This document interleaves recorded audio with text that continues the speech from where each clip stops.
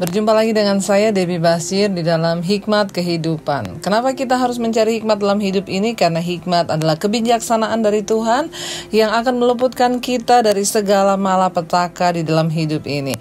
Baik, kita akan melanjutkan pembacaan kita. Kemarin kita sudah ada di Amsal 17. Ya, sekarang kita lanjutkan ayat yang ke-11. Saudara, hikmat kita butuhkan dalam hidup ini supaya manusia terhindar dari pencobaan dan dia boleh hidup di dalam damai sejahtera. Kejarlah hikmat. Kenapa? Karena permulaan hikmat adalah takut akan Tuhan. Baik, Amsal 17 ayat yang ke-11 berkata begini, saudara. Mari kita sama-sama baca. Orang durhaka hanya mencari kejahatan. Ya, orang durhaka hanya mencari kejahatan, tetapi terhadap dia akan disuruh utusan yang kejam. Saudara jadi orang durhaka itu hanya mencari kejahatan, kata firman Tuhan, tetapi terhadap dia akan disuruh utusan yang kejam. Jadi jangan jadi orang yang durhaka yang hanya mencari sesuatu kejahatan terus dalam hidupnya. Kenapa saudara? Karena orang durhaka itu hanya mencari kejahatan, tetapi ingat pembalasan setiap kejahatan itu pasti ada. Firman ini berkata, tetapi terhadap dia akan disuruh utusan yang kejam. Jadi ingat, jika kita menabur angin, kita akan menuai badai. Ya, jadi hati-hati dengan apa yang kita lakukan. Jangan jadi orang durhaka. Carilah kebenaran supaya kita juga menuai kebenaran dan kebaikan. Ayat 12. Lebih baik berjumpa dengan beruang betina yang kehilangan anak daripada dengan orang bebal dengan kebodohannya. Saudara bisa bayangkan firman Tuhan berkata, lebih baik berjumpa dengan beruang betina yang kehilangan anak. Beruang betina kehilangan anak, itu galaknya kayak apa saudara? Jahatnya kayak apa? Sudah beruang betina kehilangan anak lagi dalam keadaan yang stres beruang ini tapi firman Tuhan bilang lebih baik ketemu sama yang itu, beruang betina yang kehilangan anak ini, daripada nih saudara, kita bertemu dengan orang bebal dengan kebodohannya. Orang bebal dengan kebodohannya. Udah bebal bodoh lagi saudara Orang bebal itu artinya apa? Orang yang gak mau berubah bodoh. Aduh saudara, itu rasanya memang mending lebih baik ketemu dengan beruang betina yang kehilangan anak. Artinya saudara betapa menjengkelkan, betapa menakutkan ketemu dengan orang bebal yang bodoh saudara. Ayat yang ke-13 berkata, siapa membalas kebaikan dengan kejahatan, kejahatan tidak akan menghindar dari rumahnya. Siapa membalas kebaikan dengan kejahatan, maka kejahatan tidak akan menghindar dari rumahnya. Yesus berkata justru kita harus membalas yang jahat dengan yang baik. Apalagi kalau ada orang membalas baik dengan jahat. Tapi ada nggak? Ada saudara. Banyak orang yang membalas yang baik dengan yang jahat. Seringkali kita juga herannya, ini orang udah saya baikin saya terus berbuat baik. Saya kayaknya nggak pernah merugikan dia deh. Kayaknya saya tidak pernah berhutang sama dia. Justru sebaliknya saya melakukan kebaikan tapi kok dia jahat sama saya Banyak saudara orang yang seperti ini kalau kita temui bahkan di dalam lingkungan Kristen, lingkungan gereja pun banyak orang yang membalas yang baik dengan yang jahat itu ada saudara. Kalau orang balas jahat dengan jahat kayaknya biasa gitu tapi ada orang yang balas baik dengan jahat.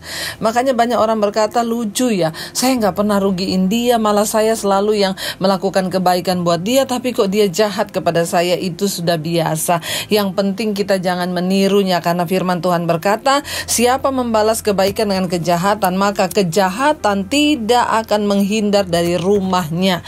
Berbahaya sekali kalau kita ini menjadi orang yang membalas baik dengan jahat, maka dalam rumah kita akan penuh kejahatan, akan ada kutuk dari Tuhan. Karena itu bertobatlah, jangan membalas yang baik dengan yang jahat. Firman Tuhan saja Yesus berkata, balaslah kejahatan dengan kebaikan. Apalagi kita membalas yang baik dengan yang jahat, itu kebangetan dan keterlaluan. Mari bertobat saudara. Coba kita renung-renungkan. Kalau kita mungkin termasuk orang yang seperti itu, masih ada kesempatan untuk bertobat supaya rumah kita tidak penuh dengan kejahatan, rumah kita kejahatan tidak menghindar dari rumah kita. Makanya teruslah berdoa, minta supaya Tuhan bawa kita dalam perkenanannya. Ayat 14, memulai memulai pertengkaran adalah seperti membuka jalan air. Jadi undurlah sebelum perbantahan mulai. Ya, memulai pertengkaran adalah seperti membuka jalan air. Artinya apa? Jalan air itu kalau udah dibuka nggak akan terbendung, saudara, ya. Membuka jalan air, ya. Kita kalau lihat itu banjir, saya suka lihat, saudara, di YouTube, ya. Kalau ada banjir pertama itu airnya menggenang lalu dibuka sedikit. Dibuka, wah, lama-lama jadi gede, lama-lama jadi sungai. Ya, jalan air yang cuma sekecil itu, tapi waktu dibuka airnya mengalir bisa jadi sungai. Seperti itulah orang yang memulai pertengkaran.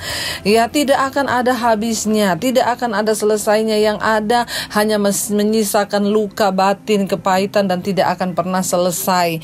Ya, karena itu jangan membuka pertengkaran, saudara, karena itu sama dengan membuka, ya, air. Di sini dikatakan, ya, orang yang memulai pertengkaran adalah seperti membuka jalan air. Itu akan terus mengalir, tidak akan ada selesainya, saudara, ya. Tetapi di sini dikatakan, jadi undurlah sebelum perbantahan dimulai. Ya, kemarin saya membaca satu status dari orang di Facebook, saudara. Ya, dia menuliskan semua unek-uneknya di Facebook. Ya, memang kamu tuh dasar, ya, nggak tahu diri, udah dibaikin tapi begini, begitu, dasar sirik.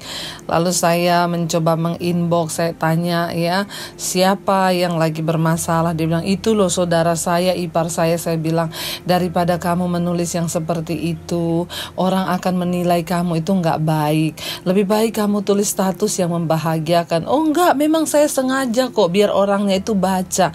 Terus apa untungnya buat kamu? Kalau dia baca lalu terjadi pertengkaran, lalu dia juga menulis status menyinggung kamu, lalu kamu terus menulis status, kamu capek. Ya, membuka pertengkaran itu tidak akan ada selesainya. Lebih baik kamu tulis status yang berbahagia, ya, supaya orangnya melihat, oh ternyata kamu berbahagia, walaupun dia udah sirikin, dia udah bikin gini, tapi kamu tetap berbahagia. Itu lebih baik. Dan saya lihat akhirnya dia menghapus statusnya di Facebook dan dia tulis sesuatu yang tentang keluarganya, bagaimana dia berbahagia dengan suaminya. Nah, seperti itu kan lebih baik, hatimu tenang, damai, ketimbang membuka pertengkaran. Itu tidak akan ada selesainya. Puji Tuhan. Saudara, ada orang-orang yang tidak bijaksana dalam hidup ini, mengumbar kemarahan di media sosial, membuka pertengkaran. Itu hanya bikin kita capek sendiri. Hari-hari ini teruslah berpikir yang positif. Kalau bisa ada yang negatif, buang jauh-jauh, jangan diperpikirkan, jangan diperkatakan lagi. Kita pikirkan yang baik-baik saja, kita jalani yang enak-enak saja, supaya apa? Hidup kita juga tenang, hati kita damai, dan berkat Tuhan mengalir dalam hidup kita, ya. Ayat yang berikutnya 15. Membenarkan orang fasik dan mempersalahkan orang benar, kedua-duanya adalah kekejian bagi Tuhan. Ya, membenarkan orang fasik atau mempersalahkan orang benar, kedua-duanya adalah kekejian. Jadi kita itu harus netral melihat. Kalau orang fasik, ya nilainya dia sebagai orang fasik. Jangan membenarkan orang fasik. Sebaliknya, mempersalahkan orang benar itu juga kekejian bagi Tuhan. Mari kita normal dan netral di dalam hidup kita menilai, ya. Ayat 16, apakah gunanya uang di tangan orang bebal untuk membeli hikmat, sedangkan ia tidak berakal budi, ya. Saudara, ya, apakah gunanya uang di tangan orang bebal untuk membeli hikmat, sedang ia tidak berakal budi? Ya, orang bebal itu, saudara, ya, tidak mungkin dia itu membelanjakan sesuatu untuk hikmat. Artinya apa? Yang namanya orang bebal aja cari hikmat nggak mungkin. Walaupun dia punya uang atau dia punya kesempatan untuk memperoleh hikmat, maka dia tidak akan memilih itu. Kenapa? Karena dia tidak berakal budi. Jadi, saudara, di sini dikatakan sesuatu yang berharga itu nggak mungkin diberi kepada orang bebal. Ya, makanya jangan berharap orang bebal hidupnya akan baik. Ya, orang bebal akan hidup di dalam malapetaka dan banyak bencana. Kenapa? Karena memang, ya, dia nggak bisa diberikan sesuatu yang berharga. Uang di tangan orang bebal nggak mungkin dipakai buat beli hikmat. Kenapa? Karena dia sendiri sudah tidak berakal budi. Mari kita menjaga hidup kita supaya kita menjadi orang benar, dibenarkan Tuhan, Tuhan, dan ketika kita menjadi orang benar, Tuhan mempercayakan banyak hal yang berharga dalam hidup kita karena kita menjadi orang yang bisa dipercaya.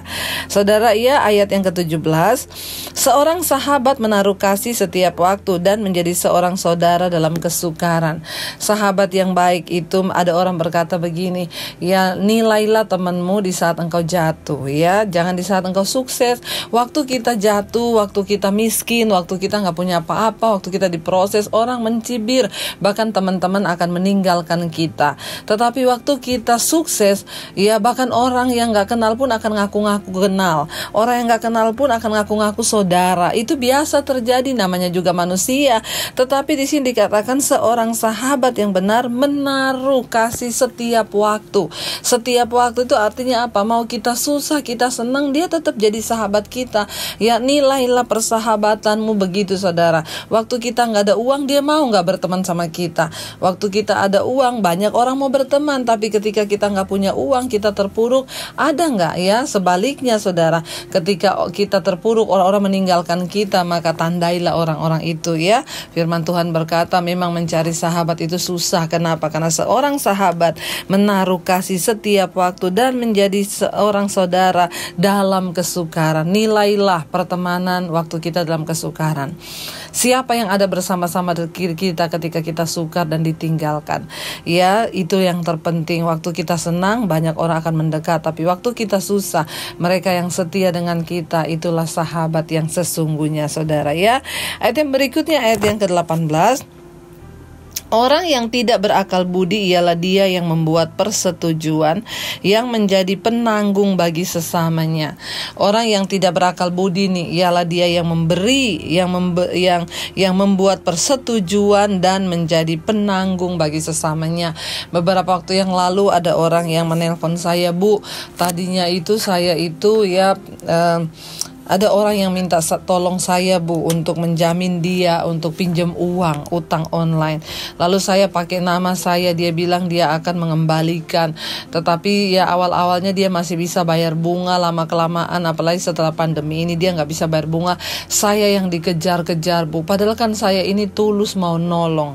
Ya, ini ayat yang tepat, saudara. Ya, orang yang tidak berakal budi ialah dia yang membuat persetujuan dan yang menjadi penanggung bagi sesamanya.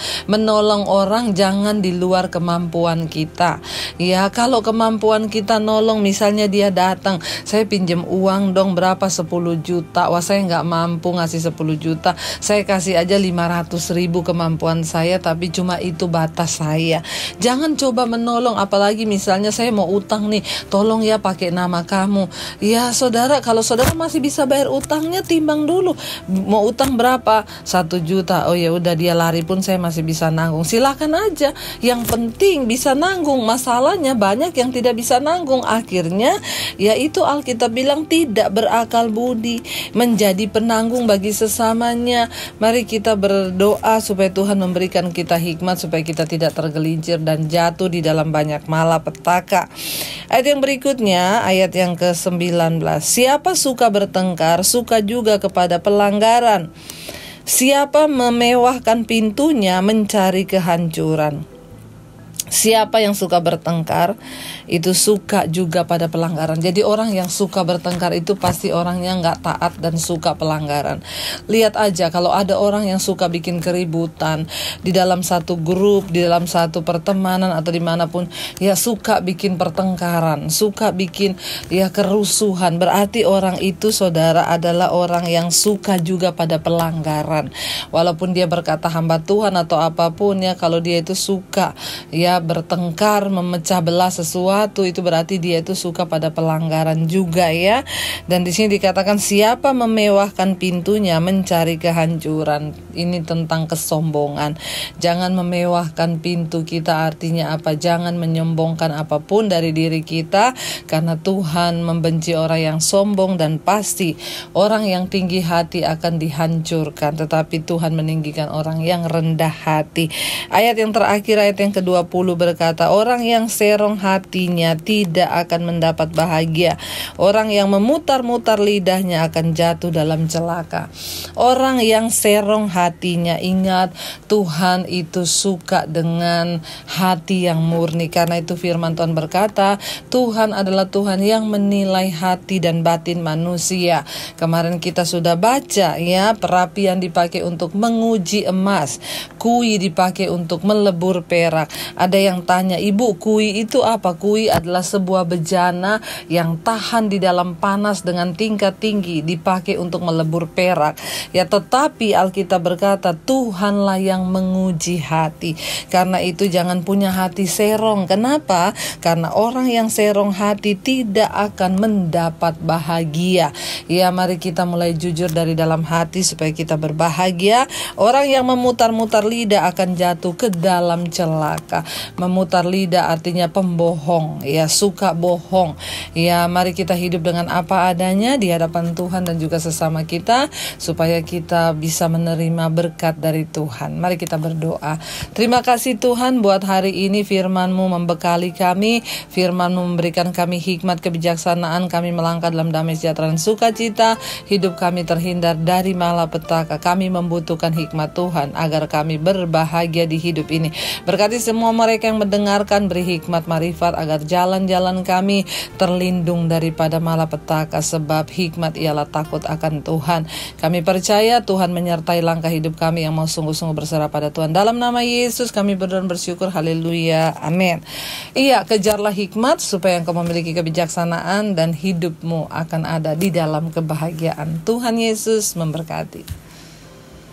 Jika Anda diberkati dengan channel saya, jangan lupa tekan tombol subscribe, dan jangan lupa like, share, dan komen, dan jangan lupa untuk mengklik tombol lonceng di bawah ini supaya Anda mendapatkan pemberitahuan setiap kali saya mengupload video-video yang baru.